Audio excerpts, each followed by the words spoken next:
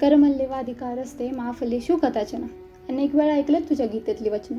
तुला काय जाते सांगायला, इथे आम्हाला लागते भोगायला. हो हो कबूल आहे, तूही भोगत होतास, पण मानव अवतरत असलास तरी तू शेवटी देवच होतास.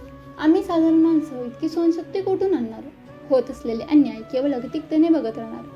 त्या कंसानं स्वतःचा जीव वाचावा म्हणून दुसऱ्याची पोरं मारली. ती काय तुझी भावंड होती म्हणून त्यांना लगेच शिक्षा केलीस? अरे या कलयुगातल्या कंसांपेक्षा तुझा मामा बराच म्हणावा. पुत्रप्राप्तीच्या हव्यासा बाई का पोटच्या पोरीचा गर्भावस्थेतच जीव घ्यावा?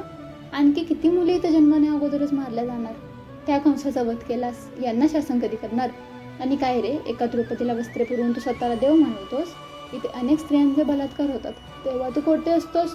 अत्याचारी दुर्योधन दुःशासन आज ताट मानेने मोकाट फिरतायत. अन्याय झालेल्या स्त्रीला मात्र सामाजिक घाव झेलावे लागतात. सत्तेसाठी लोचट आणि धृतराष्ट्र अजूनही इथे जगतायत. आंधळेपणाचं सोंग घेऊन खुशाल होणारे अन्याय बघतायत. या सगळ्यांना रधमांना कधी आणणारीस टाळ्यावर? का गांधारीसारखी अंतपट्टी तूही बांधलीस तुझ्या डोळ्यावर? अर्जुन तुझा लाडका म्हणून काय त्याच्यासोबत कायम राहिलास? आणि आम्हाला मार्ग दाखवायला तुझी भगवद्गीता ठेवून गेलास. तुझी गीता वाचत बसायला कुणाला आहे का वेळ पुरेसा?